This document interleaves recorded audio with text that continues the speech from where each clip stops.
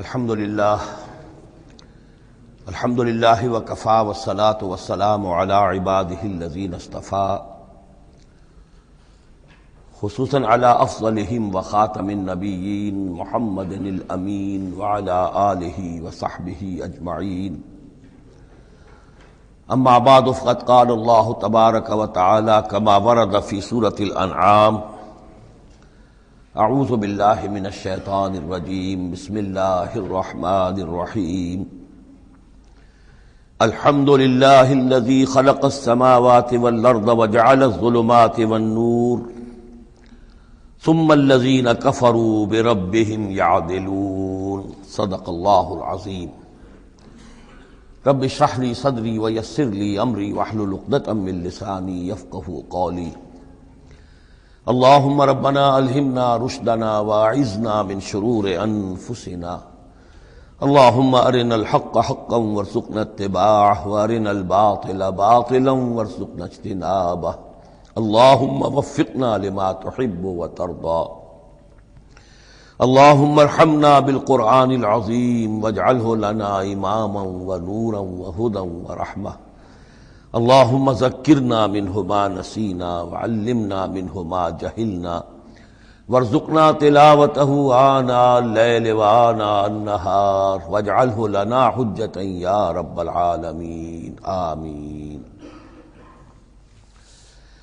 یہ بات تو میں نے کئی مرتبہ عرض کی ہے کہ حجم کے اعتبار سے قرآن مجید کا 2/3 یا 2/3 حصہ مکی صورتوں پر مشتمل ہے اور لگ بھگ 1/3 ہے کہ جو مدنیات پر مشتمل ہے۔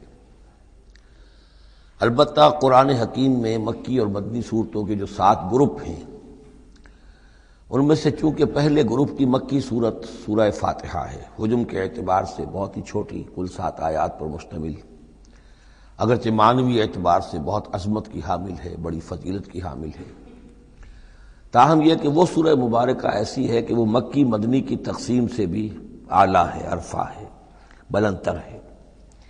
اس حوالے سے اگر دیکھا جائے تو قرآن حکیم میں اس تقسیم کے اعتبار سے مکی اور مدنی صورتوں کے گروپ کے اعتبار سے مکی صورتوں کے 6 گروپ بنتے ہیں، یعنی پہلے گروپ میں نہ ہونے کے برابر۔ پہلا سائزیبل جو جوڑا ہے وہ یہ ہے جو سورہ انعام اور سورہ اعراف پر مشتمل اب ہم شروع کرنے چلے۔ بعض باتیں تو آپ جان لیجئے کہ مکی اور مدنی صورتوں کے مضامین میں جو بنیادی فرق ہے، سب سے پہلی بات یہ ہے کہ مکی صورتوں میں زیادہ تر گفتگو مشرکین عرب کے ساتھ ہے، اور مکی صورتوں کا جو اصل مضمون ہے وہ توحید ہے، توحید کا اثبات، شرک کی نفی۔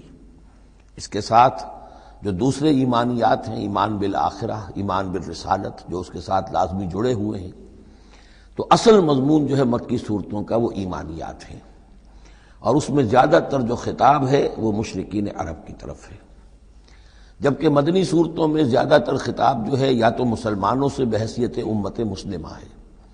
مکی صورتوں میں مسلمانوں سے خطاب براہ راست بہت کم ہے، بہت کم ہے، اور ہے بھی تو بالواسطہ ہے، یعنی حضور سے خطاب کیا جاتا ہے واحد کے صیغے میں، اور گویا کہ آپ کے ذریعے سے مسلمان مخاطب ہیں۔ اصل رد و قدح جو ہے، جو گفت و شنید ہے، رد و قدح ہے، بحث و نزاع ہے، وہ سب کی سب مشرکین سے ہے، مشرکین عرب سے۔ لیکن یہ کہ جو مدنی صورتیں ان میں براہ راست خطاب امت مسلمہ سے ہے، اور یہ کہ اس کے ساتھ ہی اہل کتاب، جیسا کہ ہم دیکھ چکے ہیں، یہود اور نصارہ، ان کے بارے میں مفصل گفتگویں، ان سے خطاب ملامت کے انداز میں بھی، دعوت کے انداز میں بھی، ترہیب کے انداز میں بھی، ترغیب کے انداز میں بھی۔ پھر یہ کہ مدنی صورتوں میں منافقین سے خطاب ہے، جبکہ پورے مکی قرآن میں نفاق کا ذکر شاید کسی ایک جگہ پر آپ کو مل جائے گا، وہ بھی بہت ہی جو سمجھیے غیر نمایاں طور پر، اس لیے کہ مکی دور میں یہ نفاق کا مرض موجود نہیں تھا۔ اہل مکہ بڑے سخت لوگ تھے، لیکن ان میں ایک بات موجود تھی، یعنی کردار کی یہ بات ان کے اندر اچھی تھی کہ جب مانتے تھے تو پوری طرح مانتے تھے، اور نہیں مانتے تھے تو پھر ان کی مخالفت بھی بہت شدید ہوتی تھی۔ البتہ پھر یہ کہ وہ مخالفت بھی کھلم کھلا ہوتی تھی، اس میں یہ کہ وہ چال بازیاں، ریشہ دوانیاں یا اور اس طریقے سے سازشیں کرنا، یہ نہیں، کھلم کھلا بات، اور جب ایک دفعہ زبان دے دی تو پھر زبان پر پورے اترتے تھے۔ جبکہ یہ جو لوگ مدینے میں آباد تھے اوس اور خزرج کے، چاہے وہ اصل عرب لوگ تھے لیکن وہ بھی چونکہ یہودیوں کے زیر اثر رہے تھے، تو ایک بگڑی ہوئی مسلمان امت میں جو خرابیاں پیدا ہو جاتی ہیں اخلاق کی، کردار کی، وہ جو ہیں ان میں یہود میں تو بتمام و کمال تھی، اور ان کے زیر اثر یہ کمزوریاں جو ہیں کسی نہ کسی درجے میں اوس اور خزرج کے لوگوں میں بھی موجود تھیں۔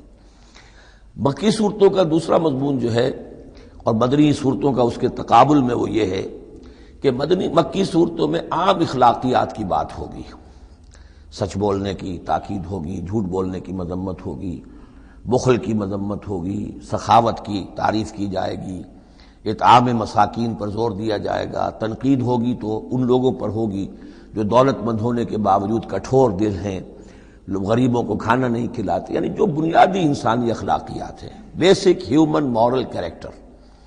جبکہ مدنی صورتوں میں اس کے برعکس اس سے اوپر آئے گی بات، وہ ہے اب احکام شریعت۔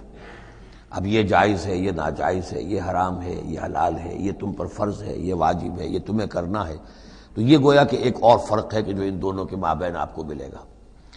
تیسری بات یہ ہے کہ مکی صورتوں میں رسولوں کے حالات بڑی تفصیل کے ساتھ آئے ہیں، لیکن تقریباً یوں سمجھیے کہ بتکرار و اعادہ اس میں جو اصل بات آتی ہے وہ یہ ہے کہ اللہ تعالیٰ نے جس قوم کی طرف بھی اپنے کسی رسول کو بھیجا، پھر یہ کہ اس رسول نے اپنی امکانی حد تک محنت کی، مشقت کی، حق کی دعوت پہنچا دی، حق کو مبرہن کر دیا، بات واضح ہو گئی، حق کا حق ہونا ثابت ہو گیا، باطل کا باطل ہونا ثابت ہو گیا، پھر بھی اگر وہ قوم اڑی رہی اور اس نے رسول کی دعوت کو نہ مانا، اس پر ایمان نہ لائی، تو پھر وہ نسیم منسیہ کر دی گئی، پھر اس کو ساتھ کوئی رعایت نہیں ہوئی، اس کو ختم کر دیا گیا۔ عذاب استیصال کہ اس قوم کی جڑ کاٹ دی گئی، قطع دابر القوم الذین ظلموا، جڑ کاٹ دی گئی اس قوم کی کہ جنہوں نے ظلم اور کفر کی روش اختیار کی۔ یہ خاص مضمون ہے کہ جو مکی صورتوں کا ہے۔ تو یہ تو ہیں عام مضامین کے جو ان صورتوں کے اندر آپ کو ملیں گے، جو 2/3 جو ہے حجم کے اعتبار سے۔ اب آپ دیکھیے کہ ہم تقریباً کیا بلکہ یوں سمجھیے کہ 5ویں حصے سے زائد پڑھ چکے ہیں قرآن کا، 6.25 پارے ہم پڑھ چکے ہیں، تو 1/5 سے زیادہ پڑھ چکے ہیں۔ ابھی تک کوئی مکی صورت سوائے سورہ فاتحہ کی نہیں آئی۔ یہ مضامین جو میں آپ کو گنوا رہا ہوں یہ اس لیے کہ اب پہلی مرتبہ یہ سورہ انعام میں ایک بالکل بدلی ہوئی کیفیت میں آپ اپنے آپ کو پائیں گے، جو میں نے کل کہا تھا کہ ابھی تک ہم مدنی جنت میں تھے، اب مکی جنت میں اب ہمارا داخلہ ہو رہا ہے۔ تو اس میں ان 6 گروپوں کے اندر جو میں نے بتایا ہے ایک اور فرق بھی ہے کہ 2 گروپ ملا کر جو آخری 2 گروپ کی صورتیں ہیں ان میں زیادہ زور جو ہے ایمانیات میں سے آخرت پر ہے، بعث بعد الموت، حساب کتاب، جزا و سزا، جہنم اور جنت۔ درمیانی 2 گروپ کی مکی صورتوں میں زیادہ زور توحید پر ہے، اور یہ جو پہلے 2 گروپ ہیں جن میں 2 صورتیں تو یہ شامل ہیں جو سورہ انعام اور اعراف ہیں، اور پھر 14 صورتیں ہیں مسلسل سورہ یونس سے لے کر سورہ مومنون تک۔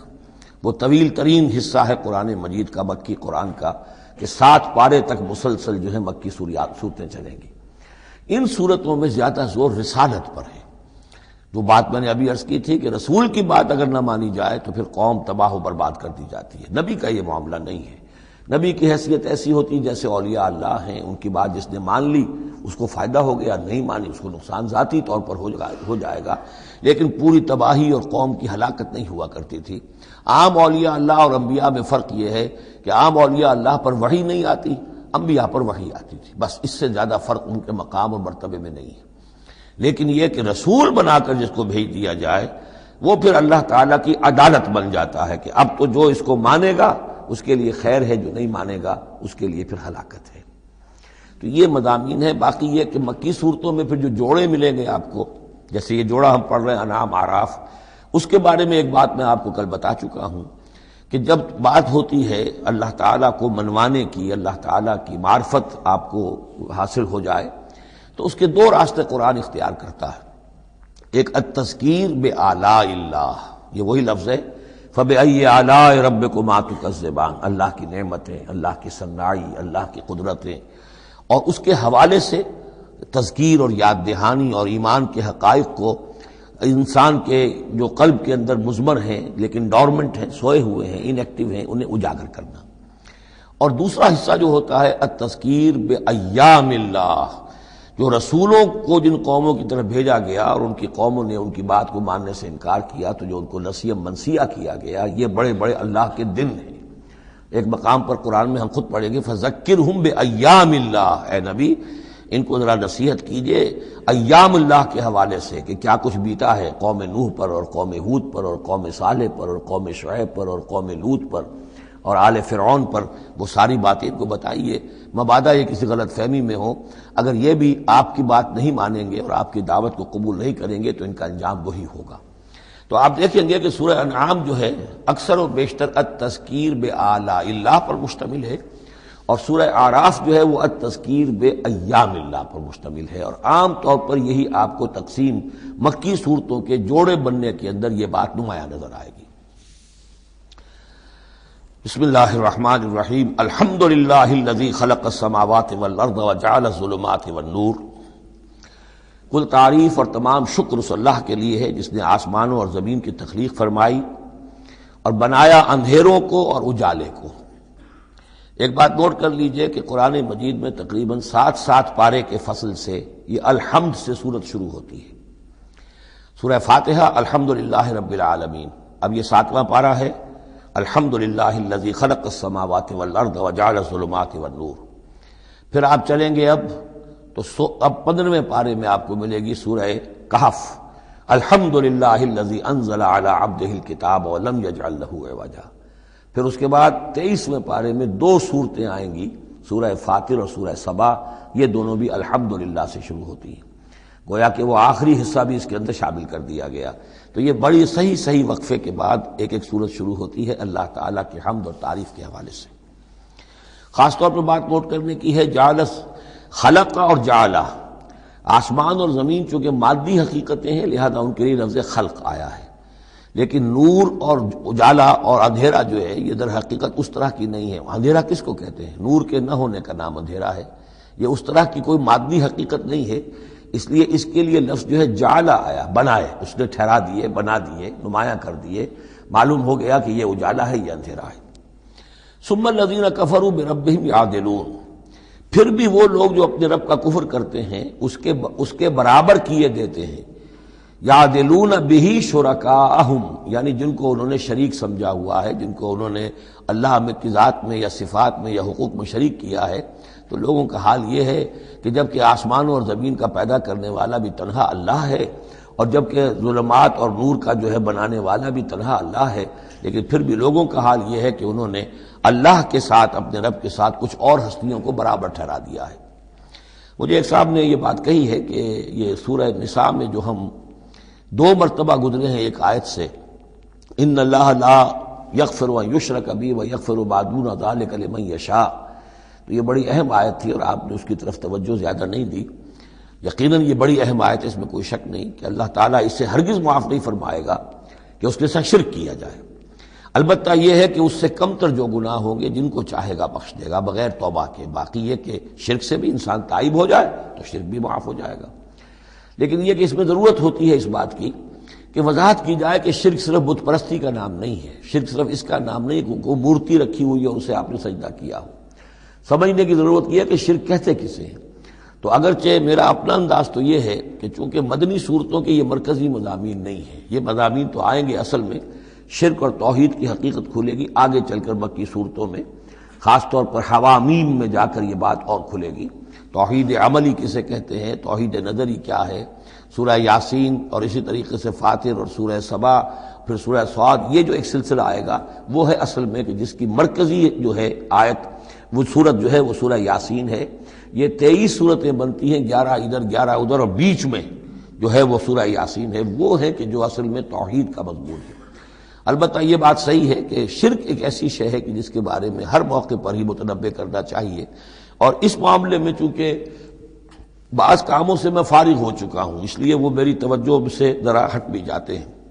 اللہ کے فضل و کرم سے بڑی پرانی بات ہے کہ 6 گھنٹے کی میں تقریر ایک ریکارڈ کرا چکا حقیقت و اقسام شرک پر، اور جس کو کہ بہت علماء نے بھی پسند کیا، بڑے بڑے جید علماء نے بھی، اس حوالے سے کہ ایک شرک تھا جو آج سے کچھ عرصے پہلے لوگوں نے پہچان لیا یہ شرک ہے، اب ان کے پیروی کرتے ہوئے آج ان کے جو عقیدت مند ہیں اس شرک سے بچ رہے ہیں۔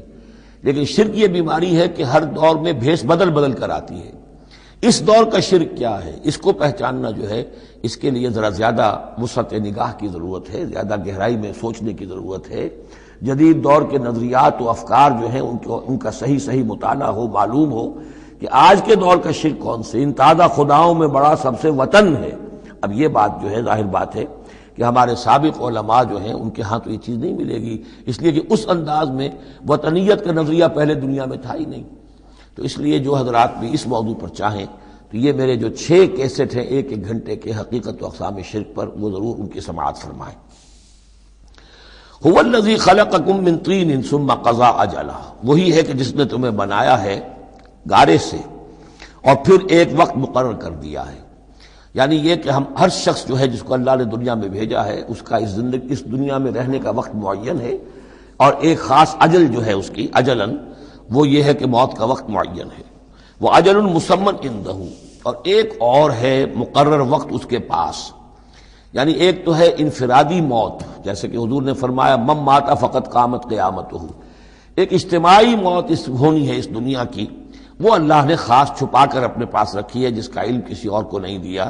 ثم انتم تنظرون مسمى عنده واجل مسمى عنده، اور ایک اور ہے معین وقت جو اس کے پاس ہے۔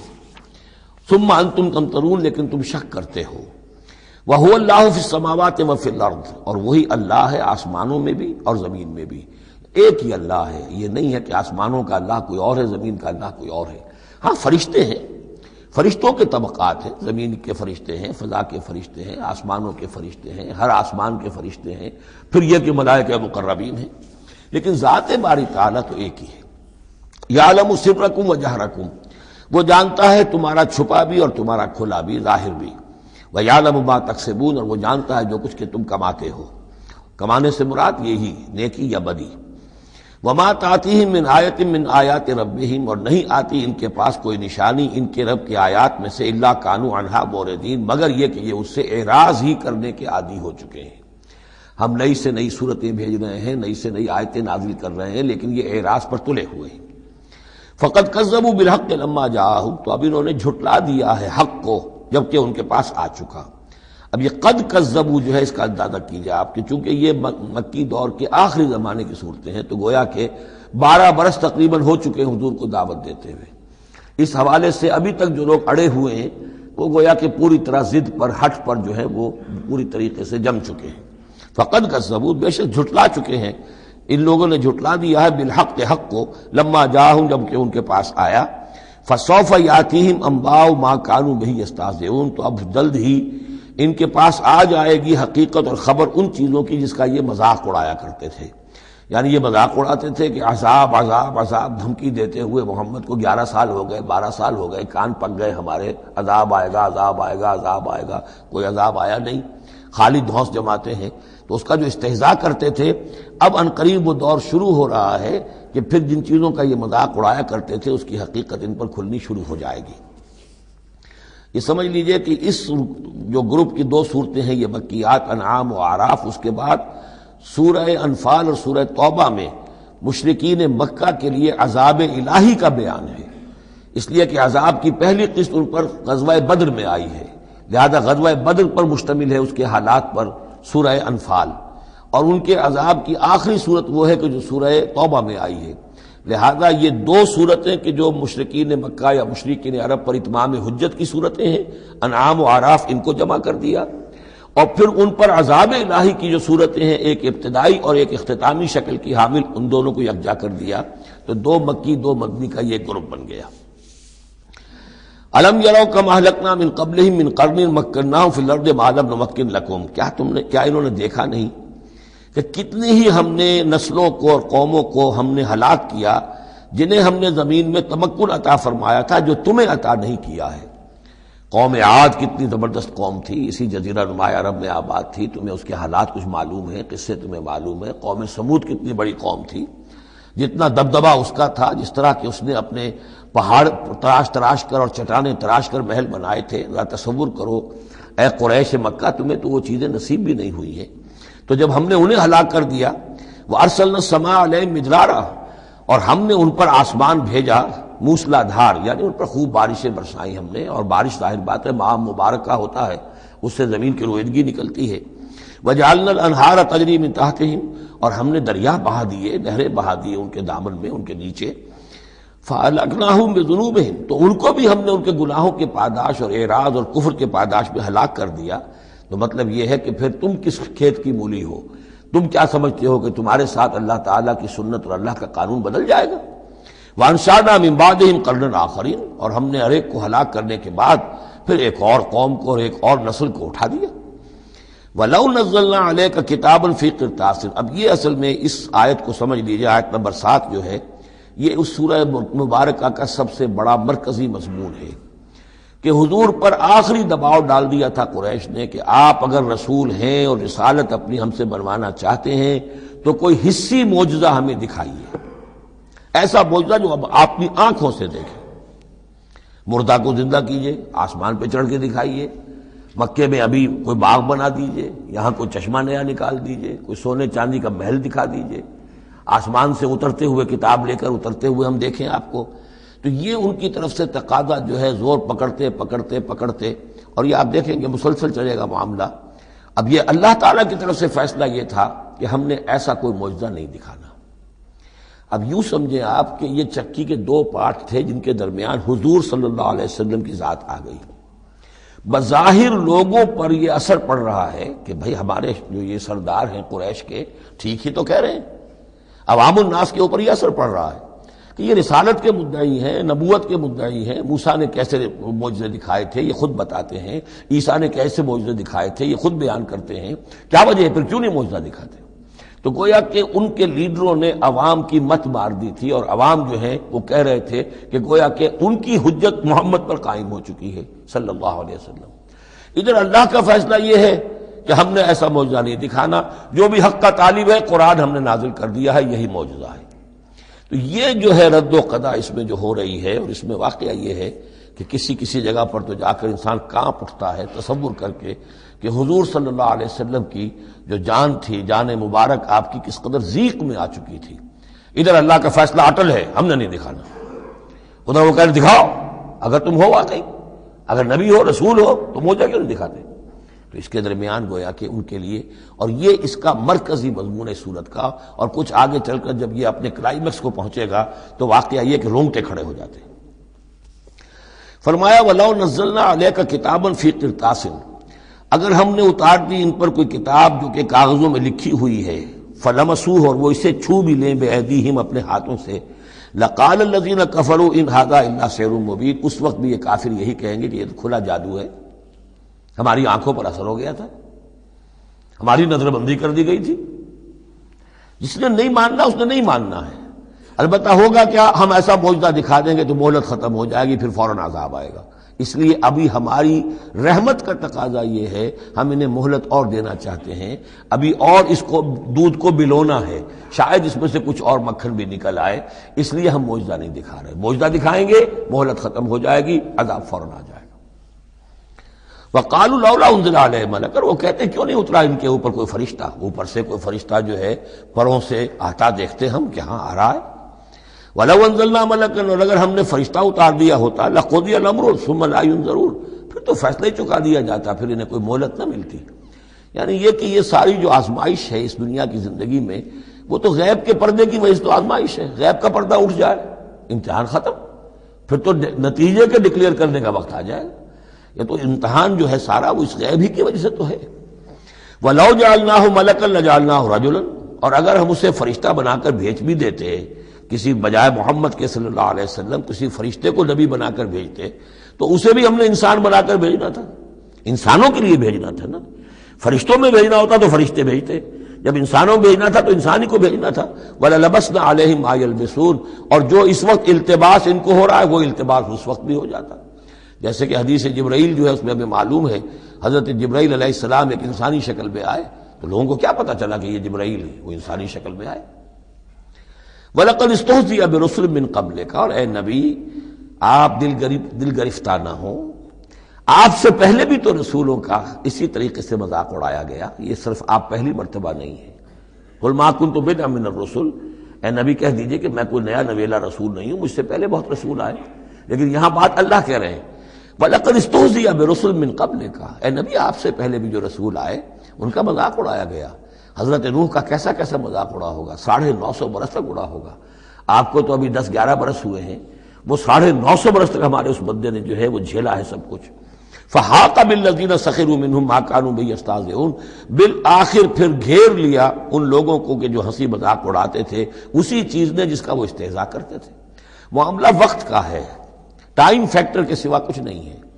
ابھی آپ کہہ رہے ہیں کہ کوئی جلدی سے ان کو دکھائی دیا جائے تاکہ ان کی زبانیں تو بند ہو جائیں کم وقتوں کی، لیکن یہ کہ نہیں، اب ہماری حکمت میں ابھی نہیں ہے کہ ہم کوئی ایسا معجزہ دکھائیں۔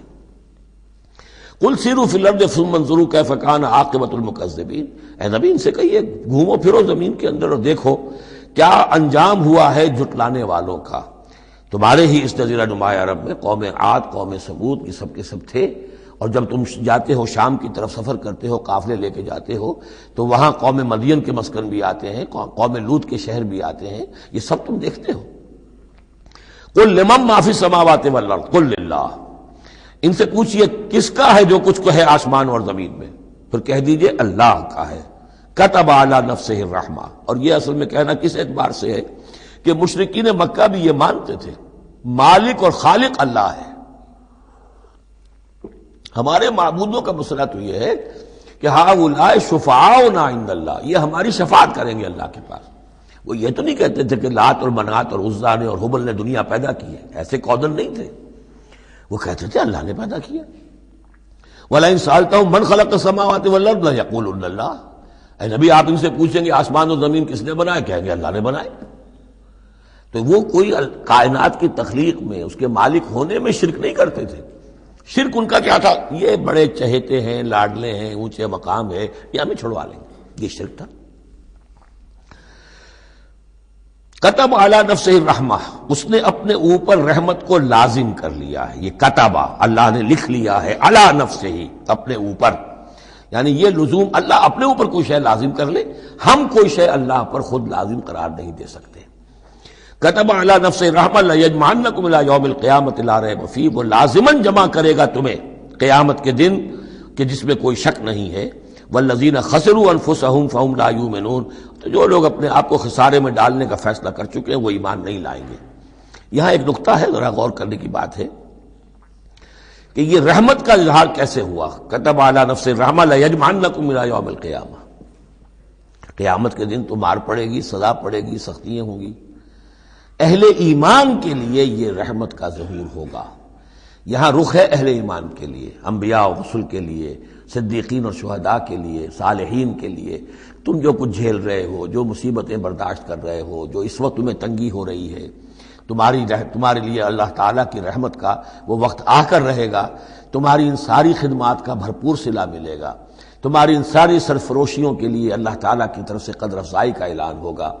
کتب علی نفسہ الرحمہ لیجمعنکم الی یوم القیامہ۔ کبھی تمہیں یہ خیال نہ آئے کہ ہم تو سب کچھ یہاں پر اپنا لٹا بھی بیٹھے اللہ کے لیے، پتہ نہیں وہ دن آئے گا بھی کہ نہیں، پتہ نہیں کوئی ملاقات ہونی بھی ہے کہ نہیں، پتہ نہیں یہ سب کچھ جو ہے واقعی حق ہے یا نہیں کہ جمع ہونا ہے اللہ کے ہاں اور جزا و سزا ہونی ہے۔ تو ان وسوسوں کو اپنے دل سے، اپنے دماغ سے دور کرو۔ وَلَهُ سَكَنَ فِي اللَّيْلِ لَهُ مَا سَكَنَ فِي اللَّيْلِ وَالنَّهَارِ، اور اسی کا ہے جو کچھ کے ساکن ہو جاتا ہے رات میں، اور یہاں مقابلے کا لفظ محذوف ہے، وما تحرک فی النہار، اور جو شے متحرک ہو جاتی ہے دن کے وقت۔ یہ مقابلے کے لفظ کو قرآن مجید میں حذف کر دیا جاتا ہے تاکہ آدمی خود اپنی عقل سے کام لے، ورنہ ظاہر بات ہے کہ نہار جو ہے دن کا وقت جو ہے وہ سکون کے لیے نہیں ہے۔ وَلَهُ مَا سَكَنَ فِي اللَّيْلِ وَمَا تَحَرَّكَ فِي النَّهَارِ، وہ اسی کا ہے جو کچھ کے رات کے وقت سکون پکڑتا ہے اور دن کے وقت متحرک ہو جاتا ہے۔ وَهُوَ السَّمِيعُ الْعَلِيمُ، وہ سب کچھ سننے والا اور جاننے والا ہے۔ قُلْ أَغَيْرَ اللَّهِ أَتَّخِذُ وَلِيًّا فَاطِرِ السَّمَاوَاتِ وَالْأَرْضِ، ان سے کہیے لوگو، عقل کے ناخن لو، کیا میں اللہ کے سوا کسی اور کو اپنا ولی بنا لوں، اپنا کارساز، اپنا مولا، اپنا مالک، اپنا حمایت، اللہ کو چھوڑ کر کسی اور کو بنا لوں؟ فاطر السماوات والارض، جو کہ آسمانوں اور زمین کا پیدا کرنے والا، تم بھی مانتے ہو کہ وہی پیدا کرنے والا ہے، تو اس کو چھوڑ کر کسی اور کو اپنا ولی بنائیں اور کسی اور کے خود ولی بن جائیں، تو یہ تو بڑی حماقت کی بات ہے، بڑے گھاٹے کا سودا ہے۔ وَهُوَ يُطْعِمُ وَلَا يُطْعَمُ، وہ کھانا کھلاتا ہے، اسے کھانا کھلایا نہیں جاتا۔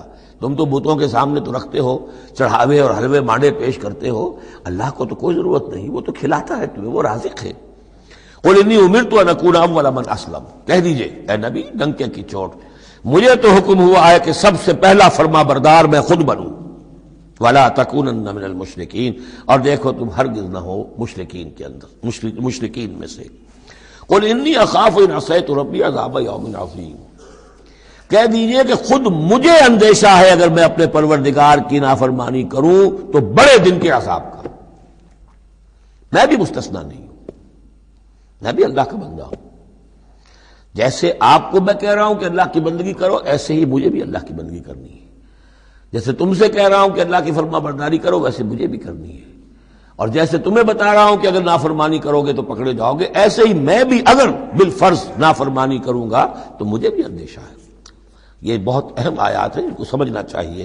قل انی اخاف ان عصیت ربی عذاب یوم عظیم من یصرف عنہ یومئذ فقد رحمہ، وہ عذاب جو ہے جس کی طرف سے پھیر دیا گیا اس دن، اس پر تو اللہ کی بڑی رحمت ہو گئی۔ ذالک الفوز المبین، اور وہی ہوگی روشن کامیابی۔ یعنی دنیا کی بڑی سے بڑی کامیابیاں ہیچ ہیں، کوئی حیثیت نہیں، دولت ہے، وجاہت ہے، وقتی عزت ہے، شہرت ہے، اقتدار ہے، یہ ساری چیزیں جو عارضی ہیں، آنی فانی، لیکن یہ ہے کہ اصل مبین جو کامیابی ہے، فوز، وہ وہی ہے۔ وَإِن يَمْسَسْكَ اللَّهُ بِضُرٍّ فَلَا كَاشِفَ لَهُ إِلَّا هُوَ، اب یہ توحید ہے جو بیان ہو رہی ہے۔ اور اگر تمہیں کوئی اللہ تعالیٰ کی طرف سے پہنچا دی جائے کوئی تکلیف، تو کوئی نہیں ہے اس تکلیف کا دور کرنے والا سوائے اس کے۔ تکلیف میں پکارو تو اسی کو پکارو، کسی اور کو نہ پکارو۔ لا تدعوا مع اللہ احدا، وہی ہے مشکل کشا، وہی ہے حاجت روا، وہی ہے تمہاری تکلیفوں کو رفع کرنے والا۔ وَإِن يَمْسَسْكَ بِخَيْرٍ فَهُوَ عَلَىٰ كُلِّ شَيْءٍ قَدِيرٌ، اور اگر اس کی طرف سے کوئی خیر تمہیں پہنچا دیا جائے تو یقیناً وہ ہر چیز پر قادر ہے، کوئی اس کا ہاتھ روکنے والا نہیں ہے۔ اسے کسی اور سے سینکشن نہیں لینی ہوتی کہ میں اپنے فلاں بندے کے ساتھ یہ خیر کرنا چاہتا ہوں، وہ تو عَلَىٰ كُلِّ شَيْءٍ قدیر ہے۔ وَهُوَ الْقَاهِرُ فَوْقَ عِبَادِهِ، اور وہ تو اپنے بندوں پر پوری طریقے سے زور آور ہے، چھایا ہوا ہے، مسلط ہے، کوئی بھی اس مخلوقات میں سے کوئی اس کے قابو سے باہر نہیں ہے، وہ قابو یافتہ ہے۔ وَهُوَ الْحَكِيمُ الْخَبِيرُ، اور وہ ہے کمال حکمت والا اور ہر شے کی سے خبر رکھنے والا۔ قُلْ أَيُّ شَيْءٍ أَكْبَرُ شَهَادَةً، اے نبی ان سے کہیے ذرا کون سی چیز ہے جو گواہی میں سب سے بڑی ہو؟ کس کی گواہی سب سے بڑی ہے؟ قُلِ اللَّهُ، خود کہیے اللہ کی گواہی سب سے بڑی ہے کہ نہیں؟ شَهِيدٌ بَيْنِي وَبَيْنَكُمْ، اور وہ میرے اور تمہارے مابین گواہ ہے۔ وَأُوحِيَ إِلَيَّ هَذَا الْقُرْآنُ لِأُنذِرَكُم بِهِ وَمَن بَلَغَ، اور میری جانب یہ قرآن وحی کیا گیا ہے تاکہ میں خبردار کر دوں تمہیں اس کے ذریعے سے، اور اس کو بھی جس تک یہ پہنچ جائے۔ یہ گویا کہ اس سورہ کے عمود کا عکس ہے۔ یعنی میں نے بتایا عمود کیا ہے، حصی معجزہ ہم نہیں دکھائیں گے، بات ختم۔ لیکن اصل معجزہ یہ قرآن ہے۔ اے نبی ہم نے آپ پر یہ قرآن اتار دیا، آپ اس کے ذریعے تبشیر کریں، اسی کے ذریعے انذار کریں، اسی کے ذریعے تذکیر کریں۔ جس کے اندر صلاحیت ہے، جو طالب حق ہے، جو ہدایت چاہتا ہے، وہ ہدایت پالے گا۔ باقی جس کے دل میں کجی ہے، ٹیڑھ ہے، تعصب ہے، ضد ہے، ہٹ درمی ہے، حسد ہے، تکبر ہے، وہ آپ 10 لاکھ معجزے دکھا دیجئے وہ نہیں مانے گا۔ کیا علماء یہود نے مان لیے معجزے دیکھ کر حضرت مسیح علیہ السلام کے؟ کیسے کیسے معجزے، مردہ کو زندہ کر دینا، خلق حیات، یعنی گارے کا بنا ہوا پرندہ پھونک ماری اور وہ اڑتا ہوا پرندہ ہو گیا۔ یہ تو وہ چیزیں ہیں کہ جو یوں سمجھیے کہ ایکسکلوسیو افعال اللہ تعالیٰ کے ہیں، خلق حیات اور احیاء موتا، وہ بھی نشانیاں ظاہر کر دی حضرت مسیح کے ہاتھ پر، کتنے لوگوں نے مانا؟ تو ہم نہیں مانے، ہم یہ معجزہ نہیں دکھائیں گے، البتہ یہ کہ یہ ہے، آپ کرتے جائیے، محنت کرتے جائیے، کوشش کرتے جائیے۔ اب یہاں پہ خاص طور پہ بہی کا جو ہے لفظ اس کو نوٹ کیجئے، وَأُوحِيَ إِلَيَّ هَذَا الْقُرْآنُ، وحی کیا گیا ہے میری جانب یہ قرآن، لِأُنذِرَكُم بِهِ، تاکہ میں خبردار کروں تمہیں اس کے ذریعے سے، وَمَن بَلَغَ، اور جس تک یہ پہنچ جائے۔ جس تک پہنچ جائے کا مطلب کیا ہے کہ میں تو تمہیں پہنچا رہا ہوں، اب جو امت بنے گی وہ آگے پہنچائے گی۔ جس تک قرآن پہنچ گیا، حضور کا انذار پہنچ گیا۔ یہ سلسلہ جو ہے تا قیام قیامت، چونکہ حضور اپنے ہی زمانے کے لیے رسول بن کر نہیں آئے تھے، آپ تو تا قیام قیامت جو ہے اب آپ رسول ہیں، آپ ہی کی رسالت کا دور یہ چل رہا ہے۔ جو انسان بھی قیامت تک دنیا میں آئے گا وہ آپ کی امت دعوت میں شامل ہے، اسے پہچانا پیغام قرآن کا اب ذمہ ہے کس کے؟ امت محمد صلی اللہ علیہ وسلم کے۔ اَإِنَّكُمْ لَتَشْهَدُونَ أَنَّ مَعَ اللَّهِ آلِهَةً أُخْرَىٰ۔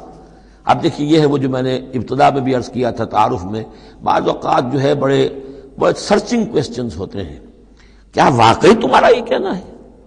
جب آپ کو معلوم ہو کہ جو کچھ یہ کہہ رہا ہے اس کا دل وہ نہیں ہے، یہ کچھ اوپر اوپر سے کہہ رہا ہے، وہ ضد ہے، ہٹ درمی ہے، تو پھر یہ کہ آنکھوں میں آنکھیں ڈال کر ذرا سرچنگ انداز میں جو ہے وہ آپ سوال کی اِنَّكُمْ لَتَشْهَدُونَ أَنَّ مَعَ اللَّهِ آلِهَةً أُخْرَىٰ، کیا واقعی تم لوگ گواہی دیتے ہو اس کی کہ اللہ کے سوا کوئی اور بھی آلہہ ہے؟ واقعی؟ قُل لَا أَشْهَدُ، کہہ دیجئے بھائی ٹھیک ہے، اگر تم گواہی دیتے ہو تو میں تو نہیں دے سکتا، میرے لیے یہ ممکن نہیں ہے کہ ایسی خلاف عقل، ایسی خلاف فطرت بات جو میں کہہ سکوں۔ قُلْ إِنَّمَا هُوَ إِلَٰهٌ وَاحِدٌ، کہہ دیجئے کہ وہ تو ایک ہی الہ ہے، اکیلا، واحد۔ وَإِنَّنِي بَرِيءٌ مِّمَّا تُشْرِكُونَ، اور یہ کہ میں بری ہوں ان تمام چیزوں سے جنہیں تم شریک ٹھہرا رہے ہو، میرا تمہارا کوئی رابطہ اس معاملے میں نہیں ہے۔ الَّذِينَ آتَيْنَاهُمُ الْكِتَابَ يَعْرِفُونَهُ كَمَا يَعْرِفُونَ أَبْنَاءَهُمْ۔ اب دیکھیے چونکہ یہ مکی دور کا آخری زمانہ ہے اور اس میں ظاہر بات ہے مدینہ تک بھی خبریں تو پہنچ چکی ہوئی ہیں، وہاں پر بھی کہ کوئی مکے کے اندر ایک دعوت ہے بڑی زور شور کے ساتھ، شدت کے ساتھ اٹھ گئی ہے، اور وہاں پر وہ باتیں پہنچ چکی ہیں، اور بلکہ انہی کی طرف سے سکھائے ہوئے سوالات بھی مکے کے لوگ حضور سے کرتے تھے امتحاناً۔ آپ ذرا یہ بتائیے ذوالقرنین کون تھا؟ اگر آپ نبی ہیں تو یہ بتائیے، اصحاب کہف کا قصہ کیا تھا؟ اگر آپ نبی ہیں تو یہ بتائیے، روح کی حقیقت کیا ہے؟ یہ سارے سوالات آئیں گے سورہ بنی اسرائیل میں، سورہ کہف میں۔ تو وہاں تک بات پہنچی ہوئی تھی، اور ظاہر بات ہے کہ ان کے جو لوگ تھے سمجھدار وہ سمجھ چکے تھے کہ یہ ہیں وہ کہ جن کے ہم منتظر ہیں۔ یہ دوسری بات ہے کہ محروم رہ گئے۔ الذین آتیناہم الکتاب، وہ لوگ جنہیں ہم نے کتاب عطا فرمائی تھی، یعرفونہ، پہچانتے ہیں اس کو۔ ہو کی ضمیر دونوں طرف جا سکتی ہے، قرآن کی طرف بھی اور محمد کی طرف بھی صلی اللہ علیہ وسلم۔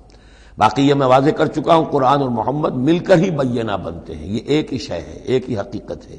حضور جو ہے قرآن مجسم ہے، قرآن ایک انسانی شخصیت اور سیرت و کردار کا ہیولہ پہن لے تو وہ محمد الرسول اللہ صلی اللہ علیہ وسلم، جیسے کہ حضرت ام المومنین حضرت عائشہ صدیقہ نے فرمایا تھا کان خلق القرآن، حضور کی سیرت قرآن ہے۔ کما یعرفون ابناءہم، جیسے کہ پہچانتے ہیں اپنے بیٹوں کو۔ الذین خسروا انفسہم فہم لا یؤمنون، البتہ جو لوگ اپنے آپ کو تباہ کرنے پر تل گئے ہیں تو وہ ایمان نہیں لائیں گے۔ ومن اسلم ممن افترى علی اللہ کذبا او کذب بآیاتہ، اس سے بڑھ کر ظالم کون ہوگا جس نے اللہ پر کوئی جھوٹ تہمت لگائی یا اس کی آیات کو جھٹلایا۔ یعنی یہ دو جرم جو ہیں برابر کے عظیم ترین جرم ہیں، اللہ کی آیات کو جھٹلانا یا کوئی شے گھڑ کر اللہ کی طرف منسوب کر دینا۔ انہ لا یفلح الظالمون، یقیناً ایسے ظالم کبھی فلاح نہیں پا سکتے۔ ویوم نحشرہم جمیعا، اور جس دن کہ ہم جمع کریں گے ان سب کو، ثم نقول للذین اشرکوا، اور پھر ہم کہیں گے ان سے جنہوں نے شرک کیا تھا، این شرکاؤکم الذین کنتم تزعمون، کہاں ہیں آپ کے وہ شرکاء جن کا کہ آپ کو گھمنڈ ہو گیا تھا، گمان ہو گیا تھا کہ وہ بچا لیں گے۔ ثم لن تکن فتنتہم الا ان قالوا واللہ ربنا ما کنا مشرکین، پھر نہیں ہوگی ان کی کوئی اور چال سوائے اس کے کہ وہ کہیں گے اے اللہ ہم تیری قسم کھا کر کہتے ہیں ہمارے رب ہم نے شرک نہیں کیا تھا، ہم مشرک نہیں تھے۔ انظر کیف کذبوا علی انفسہم، دیکھو کیسے وہ جھوٹ بولیں گے اپنے اوپر۔ وَضَلَّ عَنْهُمْ مَا كَانُوا يَفْتَرُونَ، اور جو افتراء انہوں نے کیا ہوا تھا کہ فلاں دیوی بچائے گی اور فلاں دیوتا بچا لے گا، وہ سب نسیم منسیہ ہو جائے گا، ضل عنہم، گم ہو جائیں گے، ہاتھوں کے طوطے اڑ جائیں گے۔ وَمِنْهُمْ مَنْ يَسْتَمِعُ إِلَيْكَ، اور اے نبی ان میں سے کچھ لوگ ایسے بھی ہیں جو بڑی توجہ سے آپ کی طرف سنتے ہیں، آ کر توجہ کر کے۔ یہ بھی مسئلہ سمجھ لیجئے کہ قریش کا بھی مسئلہ وہی بن گیا تھا جو کہ مدینے والے جو علماء تھے ان کے، یہود کے اور ان کے عام لوگ تھے، ان میں جو فرق تھا۔ تو قریش کے اندر بھی اور عرب کے مکہ کے اندر بھی جو چودھری لوگ تھے ان کے لیے سنبھالنا مشکل ہو گیا تھا اپنے عوام کو کہ کس طرح روکیں اسے محمد پر ایمان لانے سے اپنے عوام کو۔ لہذا انہیں دھوکہ دینے کے لیے کیا کرتے تھے کہ بڑے بند سنور کر بڑے اہتمام سے آ کر بیٹھتے تھے اور حضور کی باتیں سنتے تھے، تاکہ عوام پر یہ اثر پڑے کہ یہ جاتے تو ہیں، بڑے شوق سے جاتے ہیں، یہ ہمارے سردار ہیں، ذہین لوگ ہیں، ہمارا انٹیلیجنسیا ہے، یہ سب کچھ جا کر جو ہے وہاں سے آگے آخر ان کی سمجھ ہے نا، تو انہوں نے اگر رد کیا ہے تو کسی بنیادی پر رد کیا ہوگا۔ تو یہ عوام میں ایک اثر ڈالنے کے لیے وہ بیٹھتے تھے، جا کر بڑی توجہ سے سنتے تھے، دیکھیے کتنی توجہ سے سن رہے ہیں، کہیں حضور کی ہوٹنگ نہیں کر رہے، کہیں آپ کے اوپر کوئی فکرے چست نہیں کر رہے، آپ کی پوری بات توجہ سے سن رہے ہیں۔ وَمِنْهُمْ مَن يَسْتَمِعُ إِلَيْكَ، آتے ہیں کچھ لوگ آپ کے پاس ہے نبی جو بڑی توجہ سے کان لگا کر سنتے ہیں۔ وَجَعَلْنَا عَلَىٰ قُلُوبِهِمْ أَكِنَّةً أَن يَفْقَهُوهُ، حالانکہ ہم نے ان کے دلوں پر پردے ڈال دیے ہیں کہ وہ سمجھ نہیں سکتے۔ وَفِي آذَانِهِمْ وَقْرًا، ان کے کانوں کے اندر ہم نے بوجھ پیدا کر دیا، ثقل پیدا کر دیا ہے۔ وَإِن يَرَوْا كُلَّ آيَةٍ لَا يُؤْمِنُوا بِهَا، اور اگر ساری نشانیاں جو یہ مانگ رہے ہیں وہ بھی ان کو دکھا دی جائیں تب بھی یہ ایمان نہیں لائیں گے۔ یہ کیوں پردے ڈال دیے اللہ نے؟ ان کے تکبر اور حسد کی وجہ سے، چونکہ مہر تو ہو چکی ہے، اڑ چکے تھے، ختم اللہ علی قلوبہم وعلی سمعہم وعلی ابصارہم غشاوہ، لہذا ان کا وہ سارا استماع جو تھا، توجہ سے سننا ان کے لیے مفید نہیں تھا۔ حتیٰ اذا جاؤوک یجادلونک، یہاں تک کہ جب اے نبی وہ آپ کے پاس آتے ہیں تو آپ سے جھگڑا کرتے ہیں، مناظرہ کرتے ہیں، یقول الذین کفروا ان ھذا الا اساطیر الاولین، اور یہ کافر کہتے ہیں کہ یہ جو کچھ آپ سنا رہے ہیں یہ وہی پرانی باتیں ہیں، یہ تو سنا معلوم ہوتا ہے آپ نے کوئی یہودیوں سے کوئی نصرانیوں سے سن لی ہے باتیں، وہی آپ دہرا رہے ہیں، یہ پرانے قصے ہیں۔ وَهُمْ يَنْهَوْنَ عَنْهُ وَيَنْأَوْنَ عَنْهُ، اور وہ اس سے روکتے بھی ہیں اور خود بھی رک جاتے ہیں۔ نہیں کا لفظ تو معلوم ہے، ینہون عن، وہ روک رہے ہیں کس کو؟ اپنے عوام کو، اس لیے کہ ظاہر بات ہے ان کی لیڈری، ان کی سرداری عوام کے بل پر ہی ہے نا، عوام برگشتہ ہو جائیں گے تو لیڈری کہاں رہ جائے گی؟ تو عوام کو سنبھالنا، ان کی مت مارنا یہ تو ضروری ہے، لہذا ان کا معاملہ یہ کہ روکتے بھی ہیں۔ وَيَنْأَوْنَ عَنْ، نا کہتے ہیں کنی کترا جانا۔ وَإِذَا أَنْعَمْنَا عَلَى الْإِنسَانِ أَعْرَضَ وَنَأَىٰ بِجَانِبِهِ وَإِذَا مَسَّهُ الشَّرُّ كَانَ يَئُوسًا، تو نَأَىٰ سے يَنْأَوْ، تو ایک ہے نہیں، نون ہا اور یا، اور ایک ہے نون ہا اور حمزہ نا۔ ینعون عن، خود بھی بھاگتے ہیں۔ وَإِن يُهْلِكُونَ إِلَّا أَنفُسَهُمْ، اور وہ نہیں ہلاک کر رہے سوائے اپنے آپ کے کسی کو۔ وَمَا يَشْعُرُونَ، لیکن انہیں اس کا گمان نہیں ہے، احساس نہیں ہے۔ وَلَوْ تَرَىٰ إِذْ وُقِفُوا عَلَى النَّارِ، اور کاش کہ تم دیکھ پاتے جب یہ کھڑے کیے جائیں گے آگ کے کنارے۔ فَقَالُوا يَا لَيْتَنَا نُرَدُّ وَنُكَذِّبَ بِآيَاتِ رَبِّنَا لَا نُكَذِّبَ بِآيَاتِ رَبِّنَا، اس پر یہ کہیں گے ہائے کاش کسی طرح ہمیں لوٹا دیا جائے۔ نردو فنصدقو، یہ محذوف مانا جائے گا، اگر ہمیں لوٹا دیا جائے تو ہم تصدیق کریں گے۔ فنصدقو ولا نکذب بآیات ربنا، اور اپنے رب کی آیات کو جھٹلائیں گے نہیں، ایک دفعہ ہمیں دوبارہ وہاں بھیج دیا جائے۔ ونکون من المؤمنین، اور ہم تو 100% پکے اور سچے مومن بن جائیں گے۔ بل بدا لہم ما کانوا یخفون من قبل، نہیں، اصل حقیقت یہ ہے کہ جس چیز کو پہلے یہ اپنے اندر چھپائے ہوئے تھے وہ ظاہر ہو گئی۔ پہلے بھی حق ان پر واضح تھا، بات ان پر کھل چکی تھی، یہ نہیں تھا کہ بات واضح نہیں تھی۔